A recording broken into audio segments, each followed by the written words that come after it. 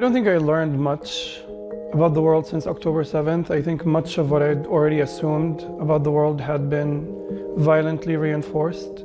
The fact that there are hierarchies for lives, the fact that a person's death is a tragedy somewhere and another's death is a necessary evil. The fact that there is not a single threshold that the Israeli regime can cross that can make it condemnable in the eyes of empire. Not apartheid, not military occupation, not settler expansion, not incremental genocide, and now not even full-blown genocide.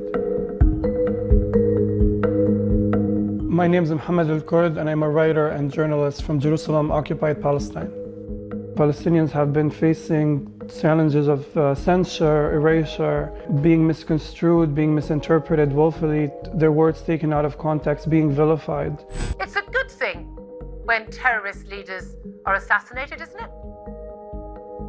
No, it is not, because they are not terrorist leaders. But I think in recent months, the approach has been a lot more unabashed and a lot more unapologetic, because this whole framework is racist. This is a genocide happening in front of our eyes. That word is, as you know, incredibly emotive, and the Israelis, as you know, will be saying that they are targeting Hamas only, that they don't target civilians. Well, that's simply not the truth, unfortunately. This phenomenon that Palestinian words are misconstrued or placed out of context is not by chance, it is by design. And it's meant ultimately, primarily, to distract from the tangible, systemic, institutional violence taking place on the ground. There is right now in Palestine a soldier berating someone, a soldier beating someone, a soldier most likely shooting at someone. There are bombs being dropped over the heads of Palestinians, and yet the conversations in the West are largely steered by abstractions and hypotheticals about words and language. There is no way you can sit there and not condemn the actions of Hamas. Est-ce que vous condamnez l'attaque du Hamas contre Israël? Will you now take the opportunity to condemn what Hamas did on October the 7th? I only ask you one more time. We must refuse to engage these kinds of discursive loops that are meant to distract from the bombs being dropped, from the occupation being financed, from the literal genocide taking place against our people. Driving into Gaza with the Israeli forces. Palestinians are not asking journalists to do us any favor. We're simply asking them to do their jobs. The purpose of this profession is to tell the truth. And the facts on the ground are so clear. The asymmetry of power is so staggering. It simply cannot be misunderstood. So to fabricate nuance, to create layers that do not exist in reality, it's not just spinelessness, it's complicity. Admiral, how are you? I hear a lot from journalists who are working within mainstream institutions who say they wish they could do better, how they see things that are racist, that are anti-Palestinian, how they want to speak up against their bosses. And they tell me that they're afraid of repercussions, be it losing a paycheck or losing a reputation or being smeared as a bigot or whatnot. And I think at a certain point you just have to acknowledge that your life is not worth more than the lives of the people you're reporting on, and you must act accordingly. We all talk about having more representation in the newsroom, and this is the time for this. This is the time to call out your boss for casual racism. This is the time to refuse pernicious media framings, like calling things Israel-Hamas war when one side is a massive nuclear state and the other is a militant group. Now is the time to refuse passive voice, war crime denialism, fact omission. Now is the time to disrupt racism in the workroom, to strike. Now is the time to become a whistleblower or to work with a whistleblower. This is the time for transformation. We tell ourselves time and time again that we are going to go into these institutions, that we are going to change things from the inside, and we pander and we get pandered to, and we take the microaggressions and we take the casual racism and we say, okay, once I make more money, once I have enough safety and security, once I establish enough of a friendly rapport with this boss or that manager, then I can speak up. And then years down the line, you realize that this bright-eyed journalism student no longer exists, and you are just as complicit as the media organizations that you once denounced. It's not enough for us to be well-meaning. You cannot be well-meaning and also not say something about lies being printed in the press. This makes you a partner in crime. I cannot overstate this partnership. The Israeli regime would not and could not operate the way it does today if it weren't for the constant coddling of the mainstream media. As we're getting into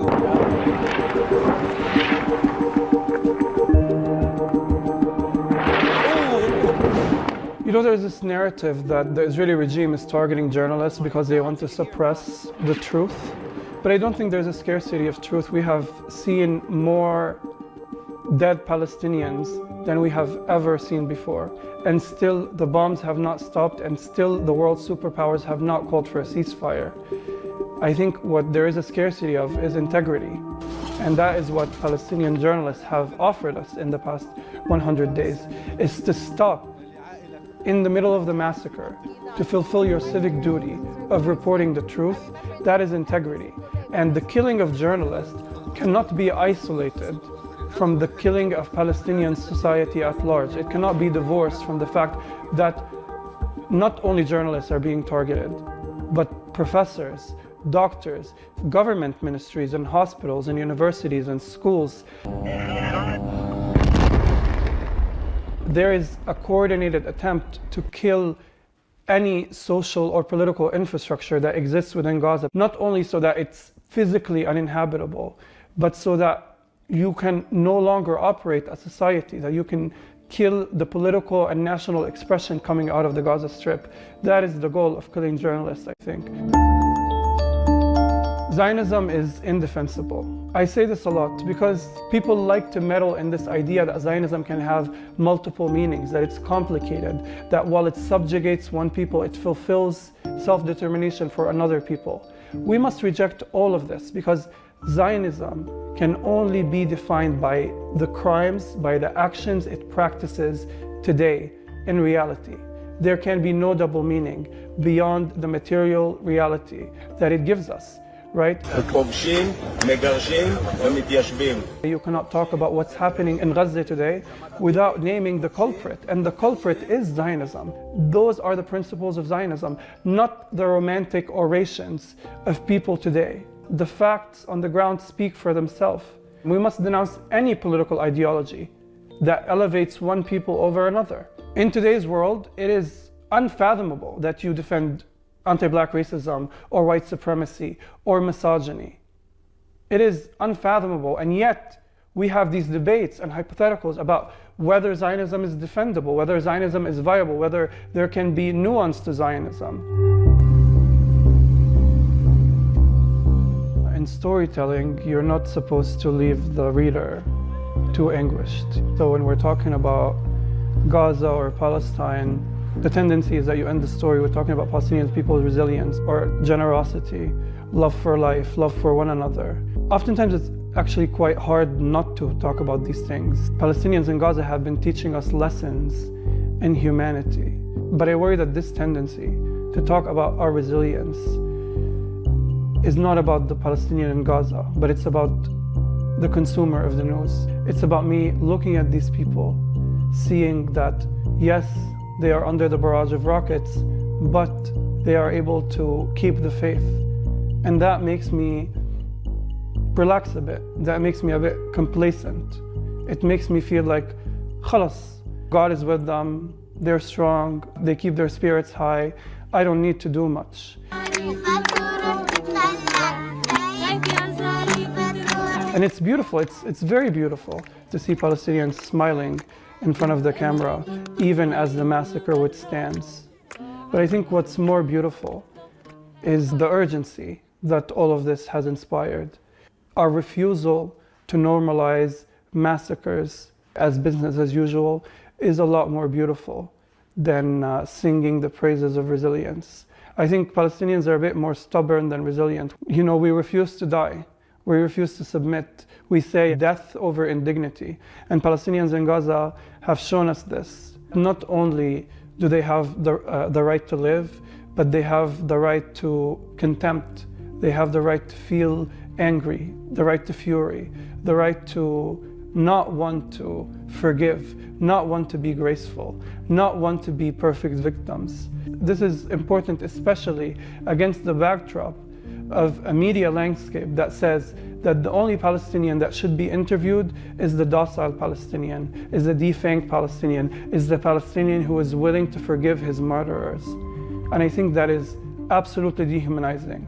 We humanize Palestinians by acknowledging that they, like everybody else in the world, have the right not only to hope and joy and resilience and forgiveness and grace, but also the right to contempt and anger and fury. The moral of the story here isn't that Palestinians are superior beings who are able to be kind and generous even amid destruction. If you ask me, this is about the humankind. This is about whether humanity can fail or succeed, because I know it.